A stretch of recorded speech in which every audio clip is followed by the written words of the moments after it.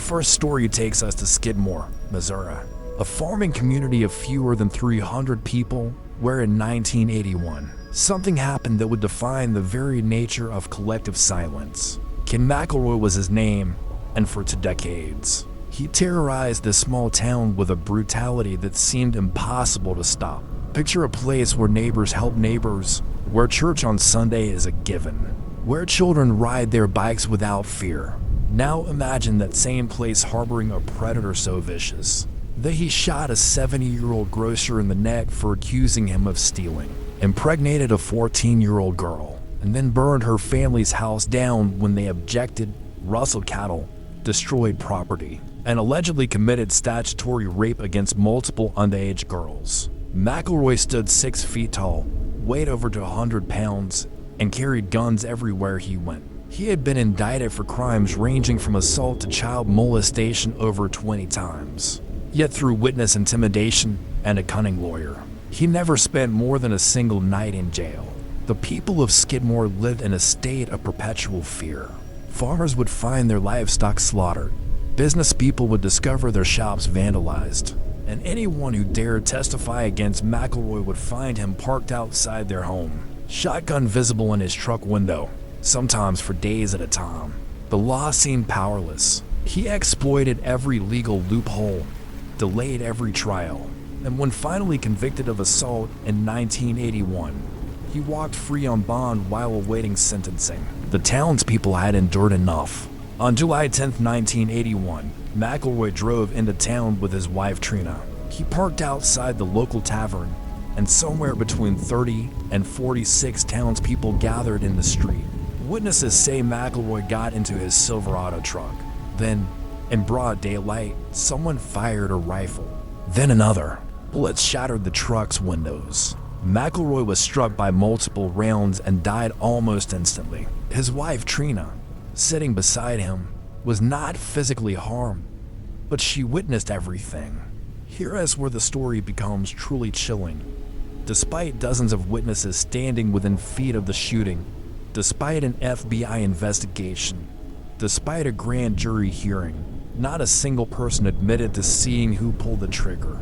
The code of silence was absolute. To this day, over 40 years later, no one has been charged with Ken McElroy's murder. The town meeting that preceded the shooting had been about forming a neighborhood watch. They claimed nothing more, but everyone knew what had really been decided that morning. Think about this for a moment. Can you imagine your neighbors, people you see at the grocery store and the post office, collectively deciding that murder is the only solution? Can you imagine executing that plan in broad daylight and then never speaking of it again? The true horror of Skidmore isn't just what Ken McElroy did to deserve his fate. It is what he transformed an entire community into. People capable of orchestrating a public execution and then maintaining perfect silence for decades.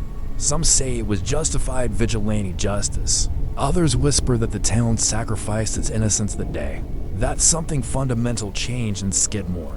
The children who witnessed adults refuse to answer police questions. Learn that some truths are meant to stay buried. What would you do if your community faced such a monster? Where is the line between justice and murder when the system fails? Our second story comes from Plainfield, Wisconsin, a village of less than 900 people where, in the winter of 1957, authorities discovered something so grotesque that officers who entered the property needed psychological counseling afterward. Ed Gein lived on an isolated farm just outside town, a quiet man in his 50s who most residents described as odd but harmless. He did odd jobs, babysat occasionally, and was known to laugh inappropriately at his own jokes. When hardware store owner Bernice Worden disappeared on November 16, 1957, and her son remembered that Ed Gein had been in the store the night before asking about antifreeze, police decided to investigate the Gein farmhouse.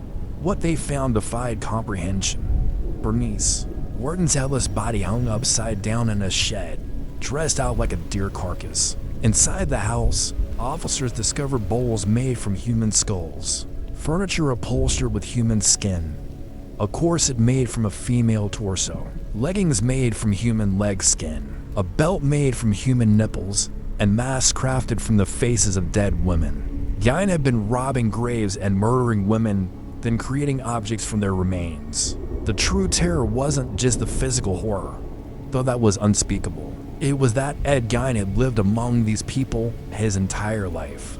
He had been invited into their homes. Parents had trusted him with their children. Investigators eventually linked Gein to the disappearance of tavern keeper Mary Hogan 3 years earlier and confirmed that he had exhumed corpses from at least 9 graves. Gein confessed to these crimes with an eerie calmness, explaining that he wanted to create a woman's suit so he could become his dead mother, whom he had worshipped obsessively. The psychological profile that emerged painted a picture of profound psychosis, but it didn't answer the question that haunted Plainfield. How had no one noticed? His neighbor testified that she had once seen what looked like a human head in Gein's house, but when she asked about it, Gein said it was a carnival souvenir, and she believed him. Another person recalled a terrible smell from the property, but assumed it was spoiled meat. The town's horror wasn't just about Gein's crimes. It was about their own blindness, their willingness to dismiss warning signs because Ed was a local, because he seemed harmless, because questioning him would be impolite. Plainfield became infamous, the inspiration for Norman Bates in Psycho, Leatherface in the Texas Chainsaw Massacre, and Buffalo Bill in The Silence of the Lambs. But the real horror was simpler and more universal. Evil can live next door, and we might miss every single warning sign because we don't want to believe our neighbors are capable of such things. Ask yourself this: have you ever dismissed something disturbing because acknowledging it would be too uncomfortable? Have you ever ignored your instincts because confronting them would disrupt your sense of safety? The people of Plainfield had to live with the knowledge that they had waved to a monster, chatted with him at the hardware store, paid him for odd jobs while human remains filled his farmhouse. Some families left town entirely, unable to bear the psychological weight. Others stayed, but never spoke of it, creating another pocket of silence where trauma festered.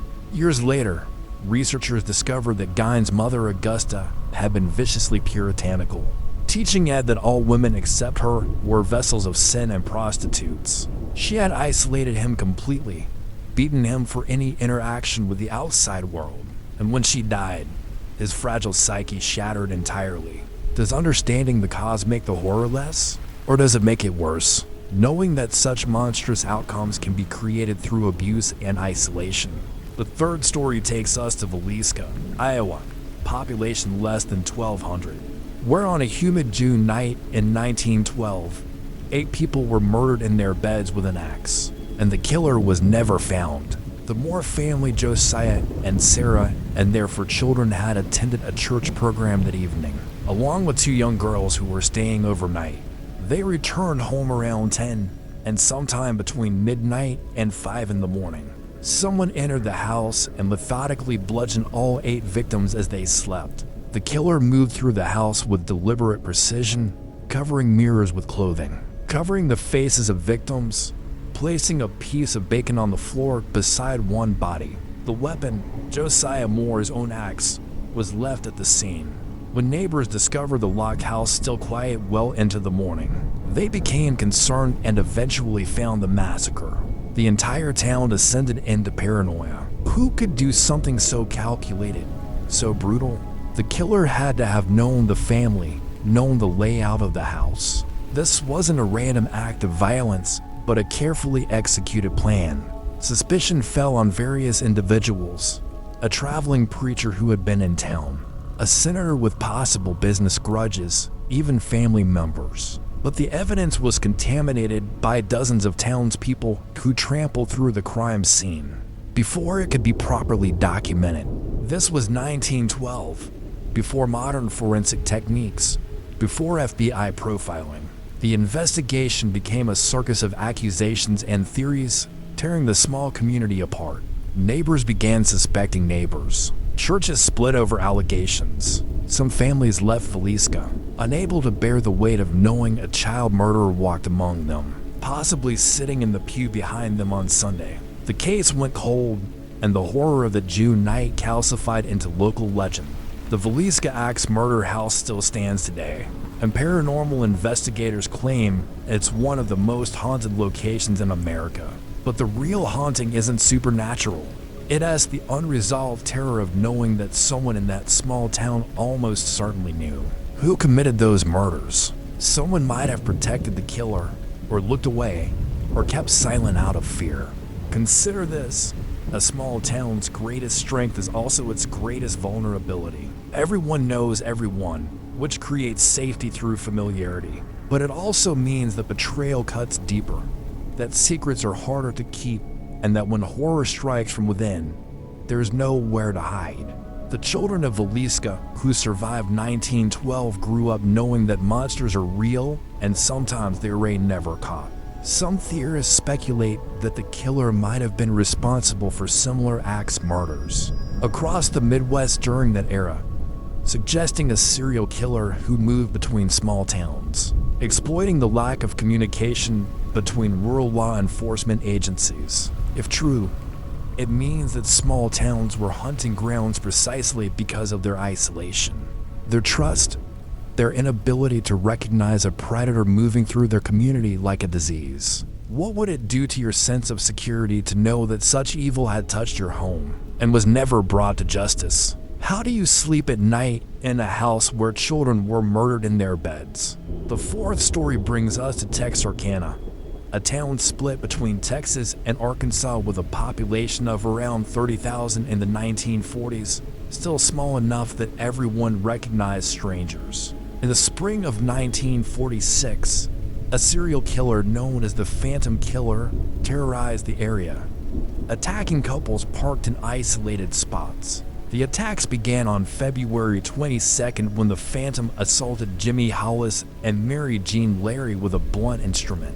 They survived. 3 weeks later, Richard Griffin and Polly and Moore were not so fortunate.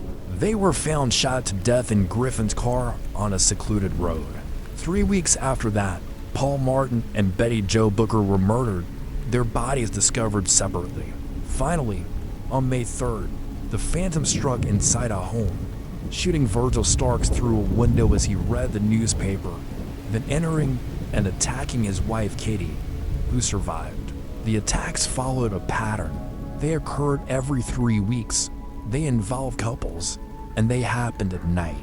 But then, as suddenly as they began, they stopped. The Phantom was never identified, never caught, never brought to justice. Texarkana transformed overnight from a peaceful town into a place of terror. Hardware stores sold out of locks and guns. People stopped going out after dark. Couples avoided secluded areas entirely. The police set up roadblocks and questioned countless people. But the Phantom seemed to vanish into the darkness he came from. The psychological impact was profound and lasting. Parents who lived through the Phantom killings raised their children with a heightened sense of danger, passing down trauma like genetic material. Even today, older residents remember the fear, the way their parents locked every door and window, the way teenage romance was poisoned by the knowledge that intimacy could be lethal. Some investigators suspected a local man named Yowell Swinney, who was arrested for car theft during the killing spree. His wife claimed he was the Phantom, but she later recanted, and there was never enough evidence to charge him. Swinney died in 1994, taking whatever truth he knew to his grave. Other theories suggested multiple killers, or a transient, or someone in law enforcement who had access to crime scene information. Here's the question that haunted Texarkana for decades. Was the Phantom someone they knew? Was he the man who pumped their gas, or taught their children, or sat in their church? Or was he a stranger who descended on their town like a curse and then vanished? The not knowing became its own form of torture. At least with Ed Gein or Ken McElroy, there was a face to assign to the evil, a person to blame or fear or eliminate. But the Phantom was a shadow, an absence, a terror that could be anyone or no one. The 1976 film The Town That Dreaded Sundown dramatized the killings, but it didn't capture the true horror, which was the way fear rewired an entire community's sense of safety. Small towns are supposed to be refuges from urban crime, places where doors go unlocked and children play outside until dark. The phantom shattered that illusion for Texarkana, proving that evil doesn't require the anonymity of a city to thrive. Sometimes it flourishes precisely because of a small town's trust, its lack of sophisticated law enforcement, its residents' reluctance to suspect their neighbors. What if the phantom had continued? What if those 3-week intervals had extended into months, then years? At what point does fear become the defining characteristic of a place? How do you maintain community when everyone is a potential suspect? The psychological studies done on Texarkana residents years later revealed elevated levels of anxiety disorders and trust issues compared to similar towns that hadn't experienced such trauma. The phantom's legacy wasn't just 5 deaths. It was the death of innocence, the permanent scar on the collective psyche of everyone who lived through those months in 1946 and everyone they taught to be afraid. Our final story takes us to Topsham, Maine, a small town of fewer than 7,000 people, where the horror wasn't a single event, but a slow, creeping revelation that unfolded over years. In the early 1980s, a child protection case emerged involving a local daycare.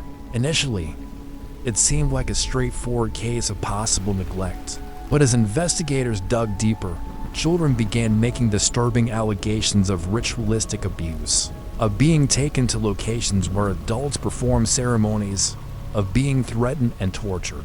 The accusations grew more extreme: underground tunnels, animal sacrifices, pornographic photography.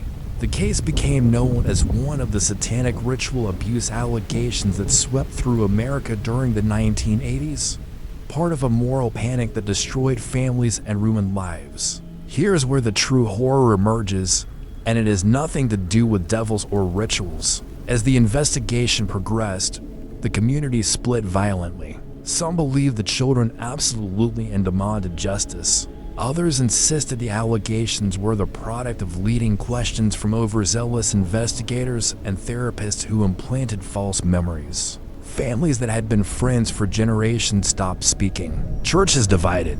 The accused faced public harassment and death threats before any trial occurred. And underneath it all was the terrible question: were children being harmed, or were innocent people being destroyed by a modern witch hunt? The case eventually fell apart. No physical evidence of tunnels was found. Inconsistencies in the children's accounts emerged. Experts in false memory syndrome testified about how easily young minds can be manipulated. The accused were never convicted, but their lives were ruined anyway.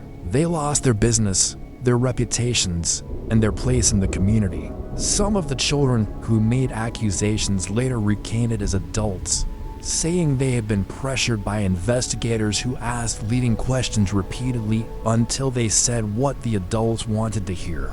But some never recanted. Some maintain to this day that something terrible happened to them, even if they can't prove it in court. And that's the horror that still haunts Topsham: the absolute uncertainty. If the allegations were false, then innocent people were nearly destroyed by mass hysteria, by neighbors who were willing to believe the worst without evidence, by a justice system that allowed suggestive interview techniques with traumatized children. If the allegations had any truth to them, even partially, then abusers walked free because the investigation was so mishandled that evidence became tainted.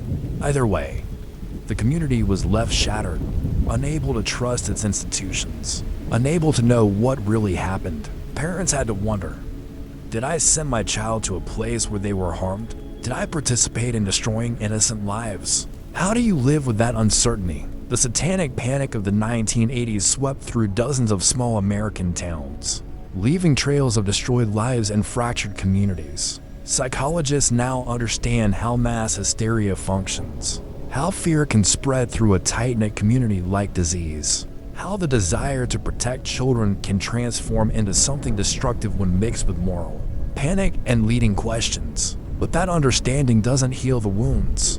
The people accused in Topsham never fully recovered their reputations. The children, whether their memories were real or implanted, carry psychological scars. The town itself bears the mark of having turned on itself, having demonstrated that under the right circumstances, Neighbors will destroy neighbors based on allegations alone. This is the horror of uncertainty, of never knowing the truth, of having to live in a space where multiple realities exist simultaneously, and none can be definitively proven. Ask yourself, how certain would you need to be before accusing someone of harming a child? What evidence would satisfy you? And conversely, how much doubt would you need before dismissing a child's claims? These are impossible questions with no good answers, and that impossibility is precisely what makes the Topsham case so disturbing. It reveals that sometimes the real horror isn't a monster under the bed, but the human capacity for both terrible harm and terrible accusation, and our inability to always distinguish between them. Small towns magnify this horror because there's no anonymity, no escape. Years after the accusations, the accused still see their accusers at the grocery store. The accusers still wonder if they let abusers walk free. The children, now adults, still carry the weight of memories they can't fully trust. So what do these 5 stories tell us about small towns and the horrors they harbor? First, they reveal that isolation cuts both ways. Small towns are isolated from the chaos of cities, which makes them feel safer. But that same isolation can allow predators to operate without scrutiny, can enable cover-ups, can trap residents with their trauma because leaving means abandoning everything they know. Second, they demonstrate the power of collective action, both for good and for evil. When Skidmore executed Ken McElroy, was it justice or murder? The answer depends on whether you believe the social contract survives when legal systems fail.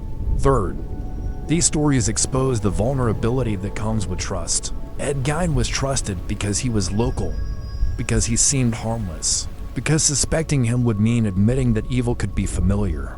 The Phantom was terrifying precisely because he couldn't be identified, because anyone could be the monster. Fourth, they show how trauma echoes through generations. The children of Villisca's survivors, the grandchildren of Texarkana's frightened residents, the families torn apart in Topsham, they all inherited fear, learned that safety is an illusion, absorbed the lesson that horror can strike anywhere. But there's something deeper here, something that connects all 5 stories. It's the question of what we choose to remember and what we choose to forget. Skidmore chose to forget who pulled the trigger, protecting themselves through collective amnesia. Plainfield tried to forget Ed Gein, tearing down his house, avoiding his name, but the horror leaked out anyway, inspiring films and books that ensured the world would never forget.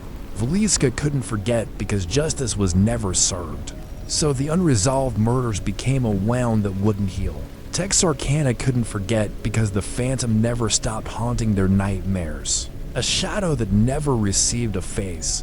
Topsham couldn't forget because the truth remained unknowable, suspended in a liminal space between accusation and innocence. Memory and forgetting, speech and silence. Truth and uncertainty, these are the real hauntings that persist long after bodies are buried, and killers are caught or escape. Think about your own small town, or a place you visited that felt safe and isolated, and tighten it. Think about the friendly faces, the unlocked doors, the sense that everyone looks out for everyone. Now imagine discovering that beneath that surface, horror had been growing like mold behind walls. Imagine learning that your neighbors had collectively decided to execute someone, or that a serial killer had lived among you for years, or that children might have been harmed while everyone looked away, or that someone had murdered an entire family and was never caught, or that a phantom killer had stalked lovers and then vanished like smoke. How would that knowledge change you? How would you ever feel safe again? The horror of small towns isn't that they're more dangerous than cities statistically. They're not. The horror is that when evil does strike, it strikes at the heart of everything that makes a community feel like home. It weaponizes trust, familiarity, and isolation against the very people those things are supposed to protect. As you lie in bed tonight, in whatever town or city you call home, listen to the sounds outside your window. That car driving past, is it someone heading home from work or someone circling, looking for victims? That neighbor you wave to every morning, do you really know them? Those stories people don't talk about from decades ago, What truths are buried in those silences? The 5 stories we've explored tonight are true, documented, and in most cases, unresolved. They happened in places where they weren't supposed to happen, to people who thought they were safe.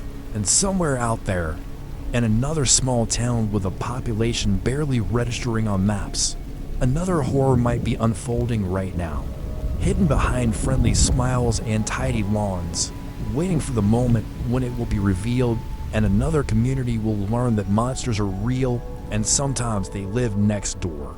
Sweet dreams. And remember, when that church bell rings at 3 in the morning in a town where nothing ever happens, maybe someone should ask why it's ringing at all.